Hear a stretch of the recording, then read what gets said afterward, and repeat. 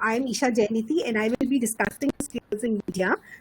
And two things that we will be answering are what are some of the skills required in the media industry and how do we acquire these skills. So these skill sets are not in an order of priority. It is just randomly been taken and stacked for us to discuss. And I will, of course, share the tips on how do we acquire these skills, because as students or as learners, how we acquire these skills are of more importance. So most courses are, divided theoretically and the practical aspect is there. So the theoretically is what it is, how the fundamentals, how does it emerge. The skill sets are what it does. So how do you apply is what it is. So we will talk about certain skill sets that are required or are of importance. Of course, communication is of critical importance in the media industry, and you all must be thinking, communication, really, we are doing it 24/7. We do it while sleeping also, and it's a given that. And why do we need to hone communication skills? Because most of us are able to communicate, are able to go about our business. But why it is important is because in the media industry, that is foremost that So we will go back to one of the theories, which is the Laswell's communication model. Very simply put, it talks about who says what, in which channel to whom, with what effect. So of course, there is a sender. The message goes through a channel, which is the medium, and goes to a receiver. And to what effect? So of course, this theory has its advantages and disadvantages, and we will not discuss that here. But again, I'm just referring to it as one of the models or theories that we do study when we come into a media school. Okay, now I think this is a very, very important thing. If you have been reading, the internet, or you've been reading the papers, you will recognize this gentleman. He's an anchor, but he's an AI anchor.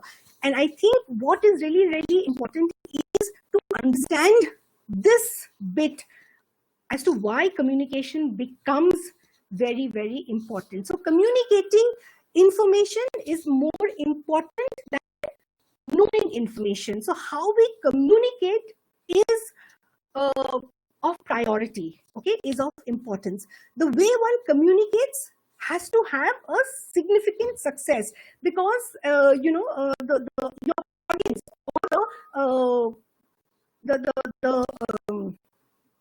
the person who's receiving your information needs to be able to understand that. So I think that from that perspective, it is very, very important. So if I tell you, think of a work scenario 10 years from now, what would you think?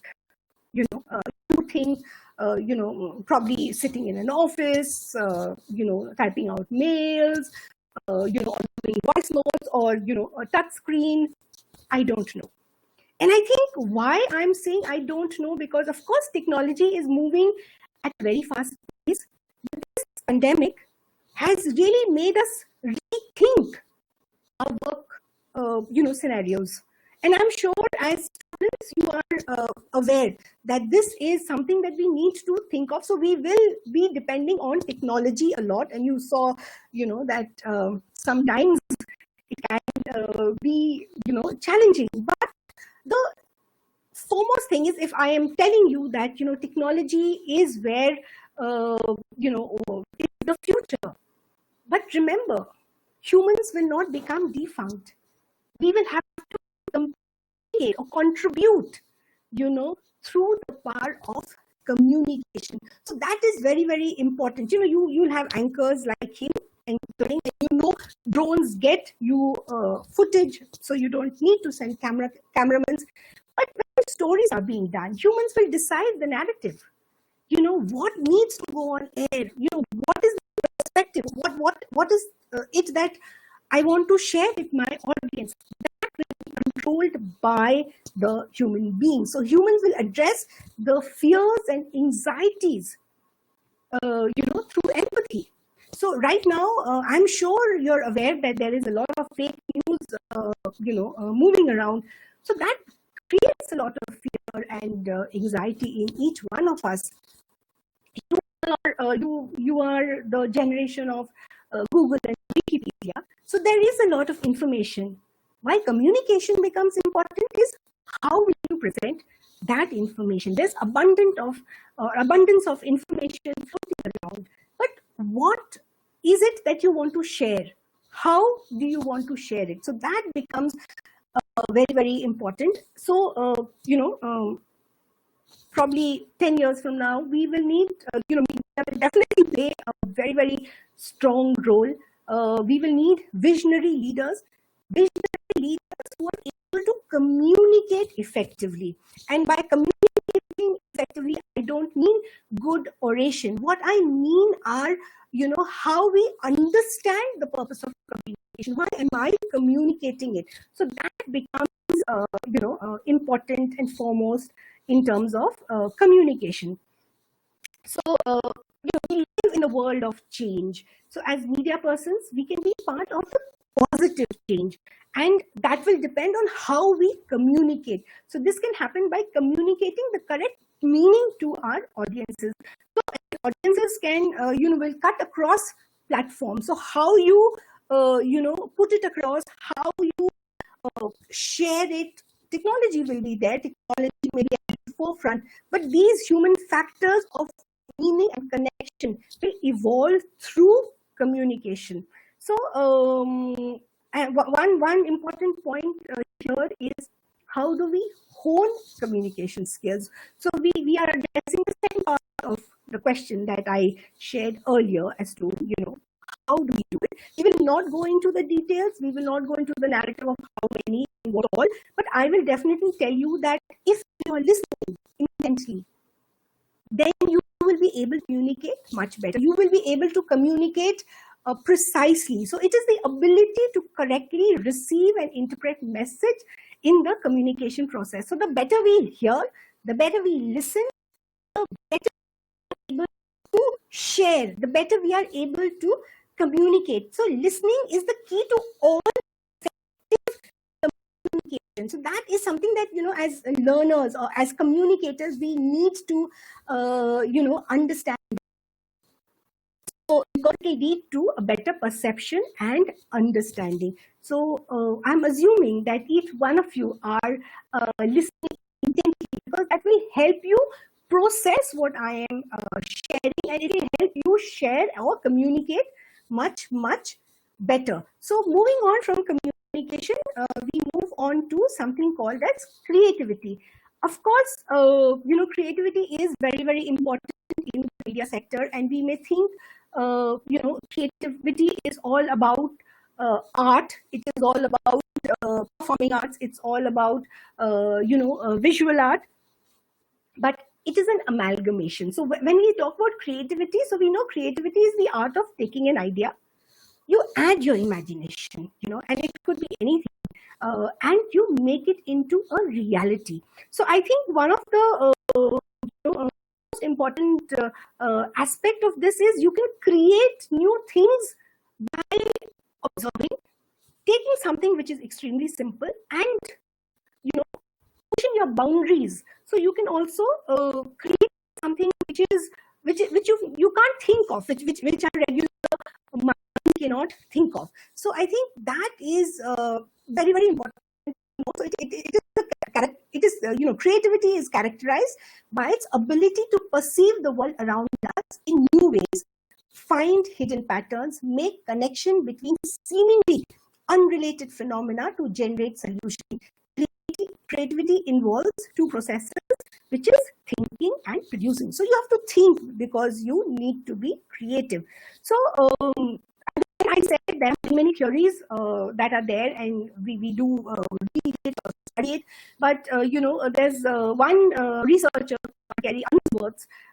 He talked about the unpacking creativity model, and he dealt with two aspects of the problem, and he put it into 4 grids. But here I'm not going again into the theoretical bit because we are not here to understand that. But what we really need to understand is how we hone our, these creativity skills. So it's as simple as seeing everyday things and making a new things out of that. And this is one of the simplest examples, I could think of. This is something you've seen. In fact, the umbrella, the light, the fairy lights, and it gives you a lit umbrella. And I'm sure you've seen it in some movies. And in fact, the umbrella and the fan, and you've seen, people wear these umbrellas. It gives you the shade, and it has a fan on it. So somebody is, being being creative, and creativity also leads to innovation. We know that's the way it is. But what is important is creativity is about letting go. We have fixed ideas, and it's important that we push those boundaries.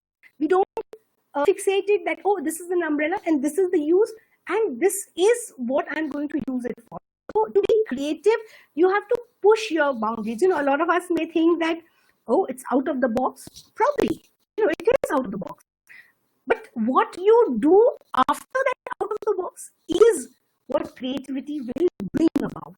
Okay, so we really, really have to understand that. So what happens, why this becomes important in the media industry is because adults start thinking, in a very linear fashion or a linear way, because I feel that, creativity is, you give a little boy crayons or paint and let him be, he will splash colors.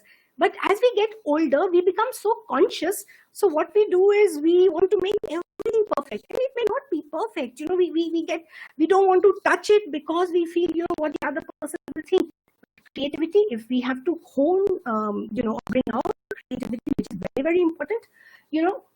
It's like, just do it. Just splash those colors. See what you can create. And I don't know, as kids, you would have created, would have splashed colors or paint on a piece of paper and folded it, and you would have created. And you remember those beautiful patterns, that come out. So those are important things. So what we do with it is very, very important. So I've, when I take workshops on creativity, this is something I always ask, my participants to do. In 6 words, give me a story. Of course, there are a lot of stories that come out, and I may just give you not very many words. I will just give you 2 words, and you have to create your story in 6 words. So you will use 6 words. I've given you an example. Head on a pillow, not sleeping. It says a lot. I saw nothing in the mirror. So, we are looking at a mirror, but I didn't see anything. So, small things. So it can grow. Creativity can grow from everyday experiences. Creativity comes from the stories, around us. So I think that is very, very important to really, understand, because that's how we start processing our mind. So it's like, thinking, what is, can I do it differently? Can I do it differently?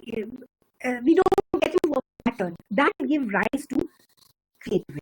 So, we are writing with our right hand. That's what we usually do. If we start writing with our left hand,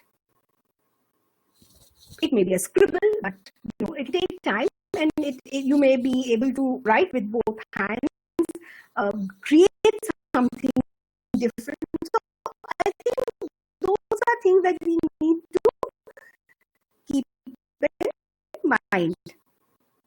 So, again, this is my character. I'm waiting for inspiration. You can't just turn on creativity like a faucet. You have to be in the right mood. What mood is that? Last minute panic. So I think a lot of us, bring out creativity when there's pressure. When there's a presentation to be done, or what is the best way I can, put my project across. Last minute panic. It doesn't work for me. I'm very organized, but there are different ways. But I just thought this was quite nice, so I wanted to share it with all of you. So how do we own creativity skills. And we are not talking about dancing or learning how to sing. They are all creative, the creative aspects of life. But creativity which is required in the media industry, we need to practice it every day. And you think, practice it really? Why would I want to practice it? It could be a game of randomness. If I tell you watch, what is the most random word that comes to your mind? Think like that. And you don't think of time, because when we say watch, we definitely connect it to time. But if I say watch, you can say door, and it gives you something different. It could be taking a different road home. So if you take the same road, if you take a different road, it may just you see something. You probably see a wall, a painting, and you will see foliage on top of it, creating a canopy, creating a hat. This is something that you can see, and it of course just adds to creativity. Mind mapping. I'm sure in school you would have done that. You put a concept, or you take a word, you put it, and you mind map it, and you have 4 words coming out of that. Out of those, you can think of subset of those. So it carries on. So that's how you need to hone creativity. But remember that it is a practice. It's not that eureka, I have done this, or I have attended Shamam's workshop, so I'm going to become creative. It is a constant struggle to be creative, and we can't let it go. So I hope you will continue at least doing this, this game of randomness, abstract word, think of it and start practicing it. So the other, the next, skill that we will discuss is storytelling.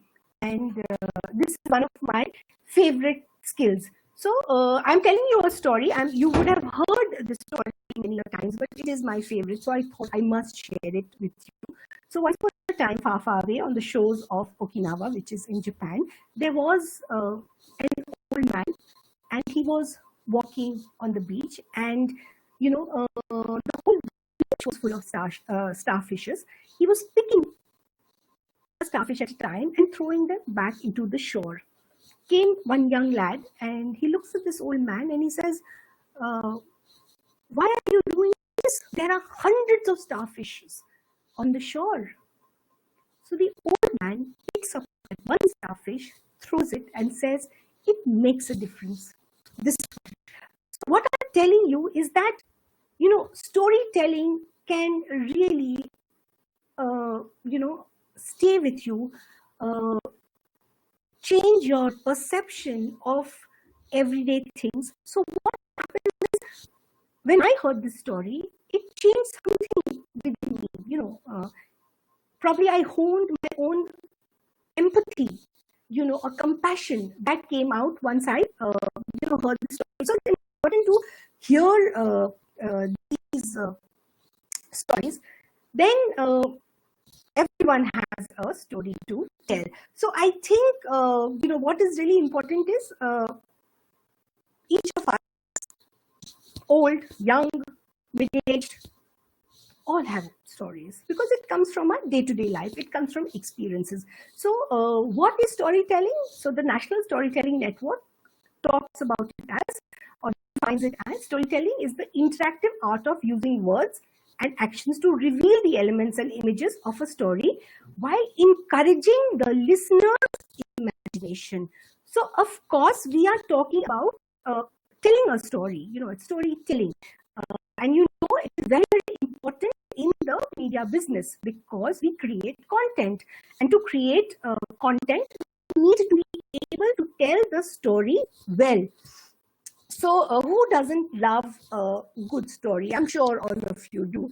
So what are the main ingredients? So it has to be interactive. So when I'm talking to you, you are probably, we can't interact, unfortunately, but you are listening. So the using of words, what are the kind of words that I'm using when I shared the first story?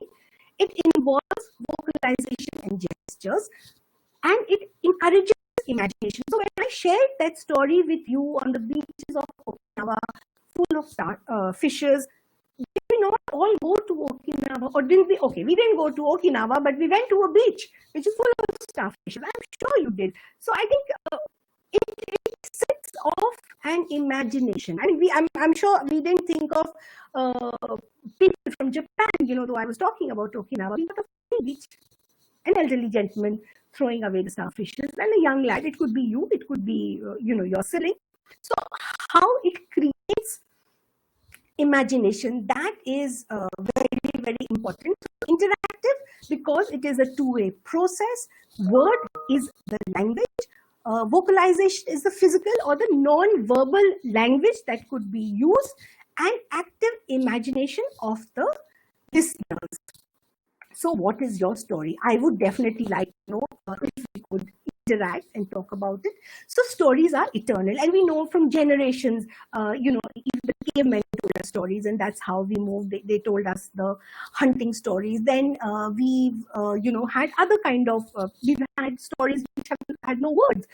I'm sure you watched Charlie Chaplin, and Charlie Chaplin, there were no, it was a story, and they were telling us. But what is that? I will again get back to Charlie Chaplin, and I'll talk about the other, a skill that we will refer to. But one thing about a story is that story is like a pebble, or storytelling. Not the story. Sorry, apologies. So storytelling is like the pebble. Honestly, catapult हम बचपन में वो गुलेल होता था, तो वो हम खींच के टानते थे. So the story is like storytelling is like that stone, and when you leave it, it moves forward. So it is like, it is propelling you to move forward, to know more about what is going to happen. I'm sure while we are interacting and talking, you want to know what is the next skill set. So I think it's important that we understand. The more we push it back and leave it, it moves forward, it takes us forward in terms of wanting to know. So I think I will just tell you that we learn from, of course, stories, we learn from our surroundings. That's why change is fundamental in a story. Story should create anticipation. What will happen next? What's the conclusion? We all want to know that, don't we? I'm sure we do, because if we don't conclude the story and I just leave it here, I'm sure you want to know, what is it, what is happening. So I think, how do we hone the storytelling, skill that is much required, in the media industry.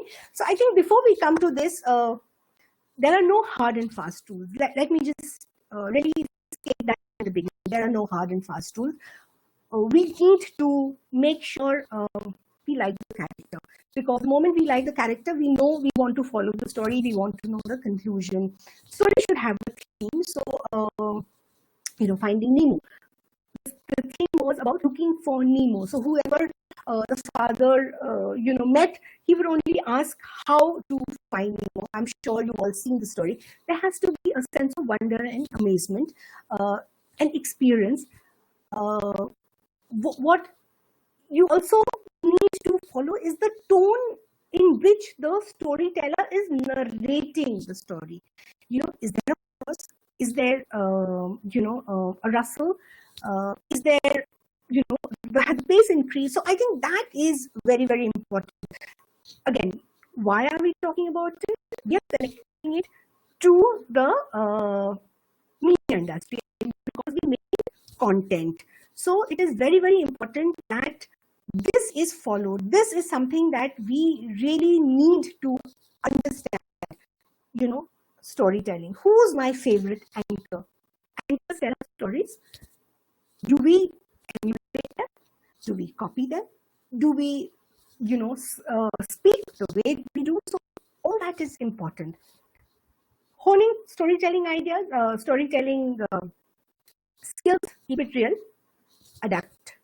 So we need to adapt. It may be the same story, but how we adapt it will depend on the kind of platform will be using. Use your senses, we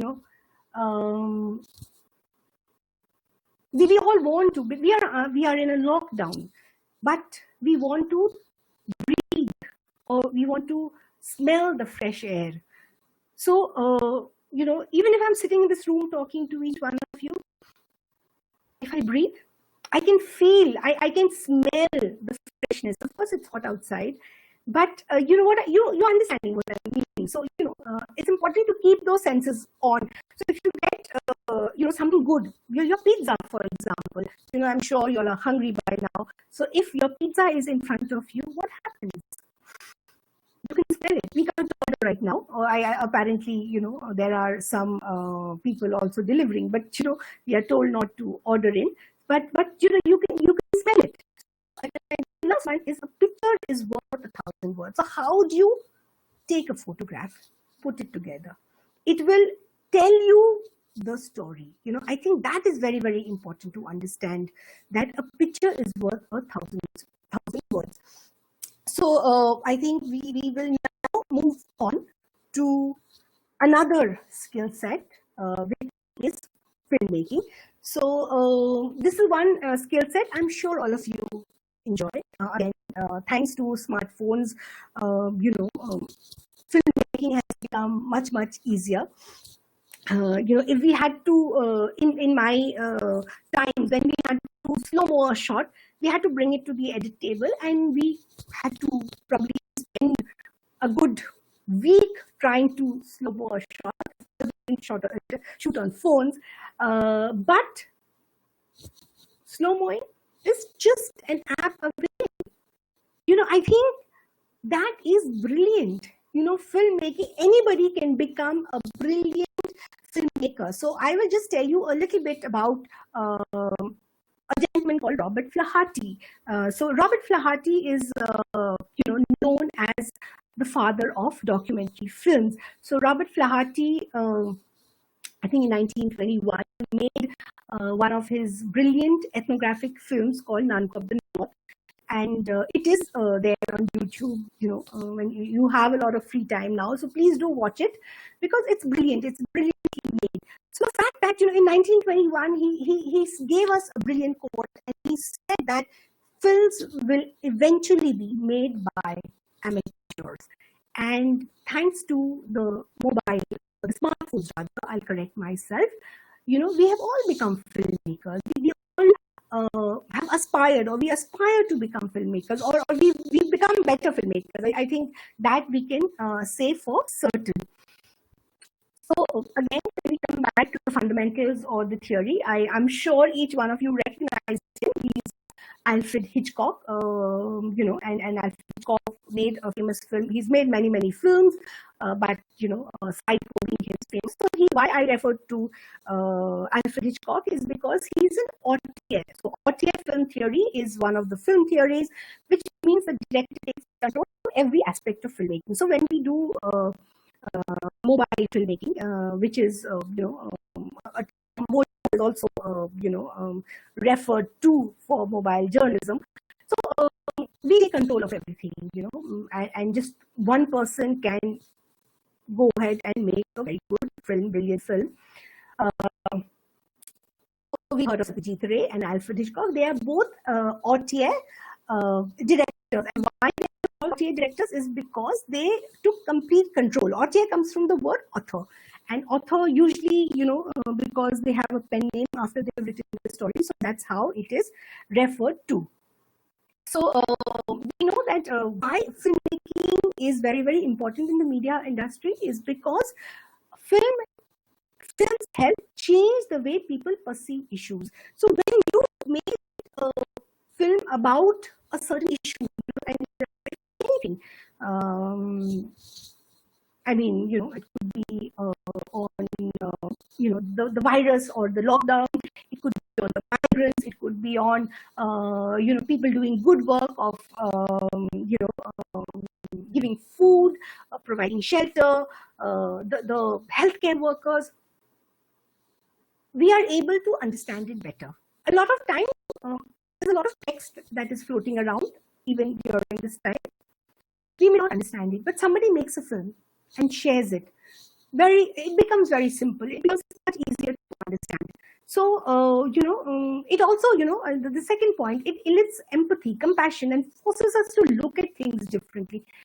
If you're reading something, it may not tug at your heart, but if you're seeing it, like I had said earlier, that photograph is of value, which is of 1,000 words. So if the photograph or films, which are shot about a certain or a certain perspective about a certain issue, it definitely makes us, change our mind to a certain extent. I'm sure you will not agree to, and you may say that no, because I think of it differently. Maybe, I mean, all of us are. We live in a democratic society, so we should all have an opinion, yes.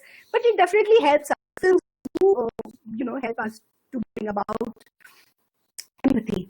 So, how do we hone skills in filmmaking? That is a very, very important part. So, one thing is learn the technology that is being used, and when we come to do this course, we do workshops on mobile journalism. So you learn to handle it well. You know your apps. The pro mode of your camera phone, so you know how to shoot it well. Of course, expand the artistic horizon beyond the frame. So, of course, what you see, through your lens is your frame. Try and go beyond. Look around. If you thought, this frame is better because it has this beautiful contrast between the green and the pink bougainvillea, probably a shot where there is textured wood, will make it a better frame. So, try and explore, expand, think differently, look around. Not think, but also look. I think that will expand your horizon. Reflect regularly. So reflect, what best can I do?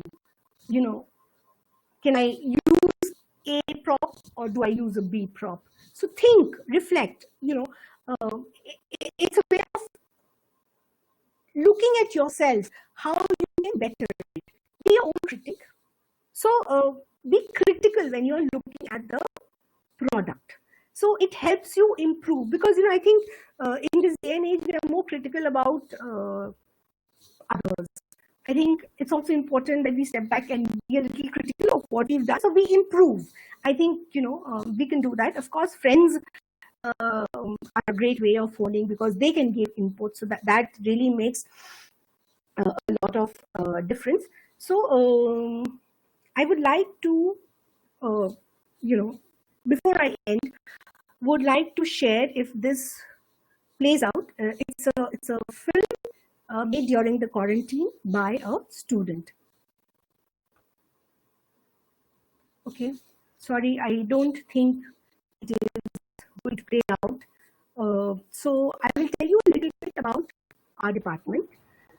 Okay. So we have an undergraduate course which is called BA in Journalism and Mass Communication. We also have a fantastic animation and visual graphics course in the undergraduate level. We have a postgraduate course which is also in mass communication and journalism. We have a PG diploma course, and we also have a PhD course. So I just want to, ask, who's been such a support, to conduct the poll, and I would like to thank each one of you for listening and tuning in. Thank you so much. Thank you. Thank you, ma'am, for your words of wisdom. Dear participants, we have opened a poll. You are kindly requested to please attend the poll. And we are also open to questions now. You can please post your queries. Yeah, we have received the poll answers, ma'am. So 18% of the participants wants their creativity to hone, 9% of them their communication, 18% wants storytelling, and Okay. 58% wants filmmaking to be improved. Excellent, excellent. Thank you so much, Sachin, for sharing. So, I think, as they are going by what Robert Flaherty said, that filmmaking will be handled by the amateurs, and everybody is most welcome to learn filmmaking. That's something that I teach personally. So that'll be interesting. Thank you. The questions, ma'am, that we have received now, can you please tell me more about the photojournalist? Okay. So we also in our course teach photography and digital photography. So from semester one itself, you also have projects on photography. So once you've done the basic course in photography, you get cameras in the department, and you can have faculty members who teach you photography. And photojournalism is something. Photojournalism, Sachin, it was. Yes, yes, yes. Huh. Photojournalist. So photojournalism is, when you are uh, at an event creating a story with photographs. So you are not the reporter talking in terms of the language of the world, and you're using, and they are in great command or need or want, because a lot of digital platforms are making use of photojournalists. So you can tell a story through photographs. Um, so that is what photojournalism is all about. And a lot of social media platforms, print newspapers, they rely on photojournalists. And you would have seen, there's something called as the third eye, which comes in the Times of India. So that is photojournalism. And we have some of our students who also gone ahead and made, have become photojournalists. The next question that we have received is, can you please tell me more about the event organization or event managers? Yeah. Okay. So this is again, part of the coursework. Event management is something that we study, and there's a lot of opportunity of learning, because the university itself hosts a lot of events. So you start small, you organize your team, you figure out how sponsorship will be done. You learn how to budget, you learn how to network, because at an event you have to call people from outside or people of eminence. So you are taught all that in terms of theory, and then it is also something that you are allowed to do. So I think we've had students who gone and worked, I remember one of the events which was very popular was when a group of students went to an underprivileged school, and created they created an event which had the students performing. And the students had never done anything or seen anything like that. So it wasn't about getting somebody from outside, but giving those kids a stage. So they had planned it very well. Every event, every subsection of that event was planned. So I think it's important to understand that you will study the theory that will be taught to you, but you will also be given an opportunity to go out and host an event. So it could be anything. And I think event management is very sought after. So if you have, like if you have the IPL and you have weddings of celebrities, these are events, and people manage it. So you start small, because you learn it while you are doing it at the university, and then you have an opportunity. We have something called as the AMI Fest, and which is the festival. Sangathan. So people come together and create that event. Yeah. So just to add to what Isha ma'am said, we have 21 student clubs who organizes their own events, and there is a lot of exposure that's been given to the students at Amity. The next question that we have received, ma'am, is what all companies come for campus placements in Amity University, Gurgaon? Okay. So again, in the media department, we all work through the CRC, which is the Corporate Resource Center. We have we've had NDTV, we've had Z, we've had I think some social media platforms. There are startups that come. We've had Nielsen coming, which is one of the foremost on media research. So we have a mix of of it. I just offhand I cannot give you the names, or it's not coming. We work in very close in close connectivity with our CRC department, and we keep. So we've had Times of India. We've had we've had students who've been recruited for Google, so they've also come. So we have very many companies that come in for recruitment. The next question is, how will MIT help me in becoming a good filmmaker? Okay, so I think Amity, of course, will give you the platform. But I think what is important is how passionate you are will drive your journey in Amity. We will all continue to share. You get opportunities. Unfortunately, that student field didn't play, but every student is supposed to make a film in their undergraduate and their postgraduate courses. But the fact is how passionate you are about it, how involved you get. So that will depend completely on you. We will just give you the platform.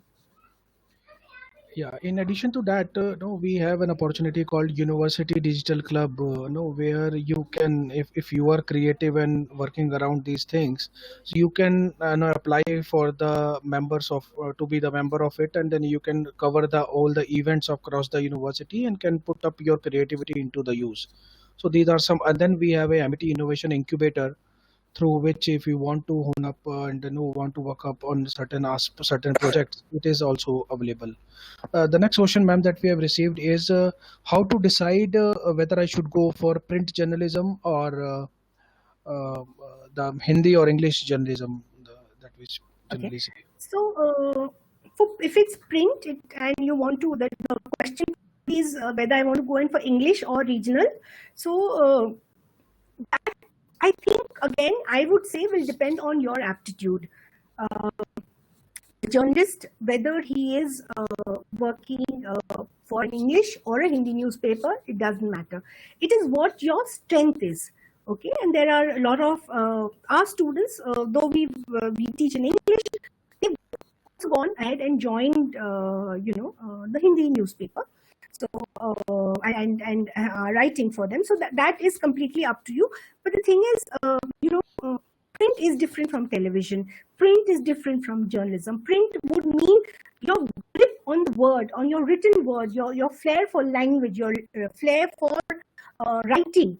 That is important. So you have to continuously hone that skill. You have to continue, and we of course there is a paper on print journalism, and you have a very very wonderful faculty, Dr. Pooja Rana, who teaches print. So I think what is important is to continuously write, and I think your grip with the words, the language. So I think one of the first things that most kids don't do, but I think as educators we always say, please read.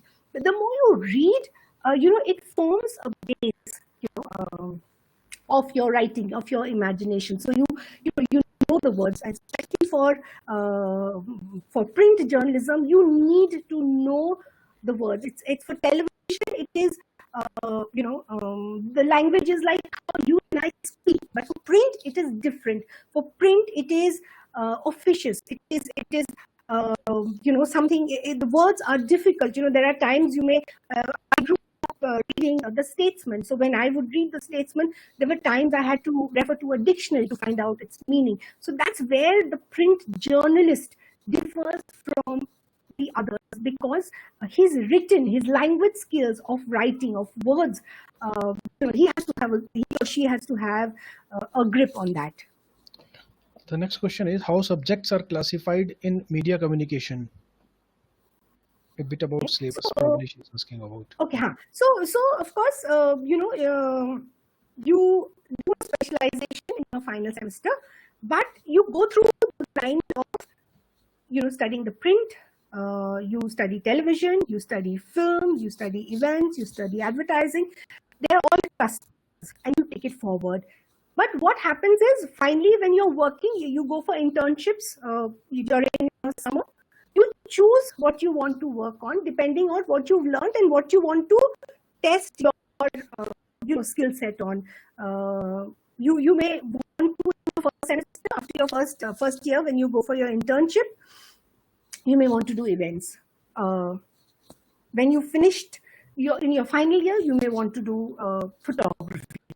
So I think they are broadly classified, and you also, of course, have social media, but it is you driven.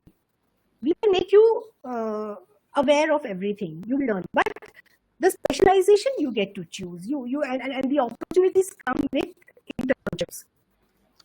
Yeah, we are running short of time, participants. So this is the last question that I would take. How do we maximize our creativity as an industry while integrating data-driven approaches? Okay, that's a good question. So when it is data driven, you have to be able to understand, the peaks of the data. Okay, but remember, I shared earlier that data is all about technology. It's about graphs. You understand, you assess it, but there is a human factor that will come into it. So how you are able to perceive and change that, understand that, or put it across to your audience will depend on that individual. I understand from where you are coming, and I think one thing that is that I'm sure you read about a site which is creating fake news because through AI. But somebody who's working there or is around the world is aware of that, will use the creative powers to block it, because you will innovate, you will think differently. So I remember I was reading a story which talked about how people who are dealing with bots have the tech people that work on it, but that company was also hiring humanities people, media people, to give it a different dimension of empathy, of creativeness, of compassion, because that's important in technology. So including creativity. So that is how it may be data driven, which is completely statistics, but it is what you want, how creative you want to make it. You will make it. You are the best person, to take the last word about creativity, because you will think differently. I hope I've answered that question. Sure. Thank you so much, ma'am, for your words of wisdom. It was a very informative session. Dear participants, we have continuously lined up a number of webinars. You can please check out our social media handles, Amity University Gurugram, to stay updated. Tomorrow, again, we have a webinar lined up on emerging career opportunities, the skills required for 2030. You can please log in and register for that. Ma'am, can we have your concluding remarks on the session? So, just wanted to thank everybody who's attended the session and who's made the session possible. Because when I was asked to speak on this, I just thought that this is required. In fact, some of these skills are required across the board, may not be just in the media industry. So, I would encourage each one of you to come to Amity University, Gurugram, and really, hone the skill sets that we are talking about. So, thank you so much. Thank you.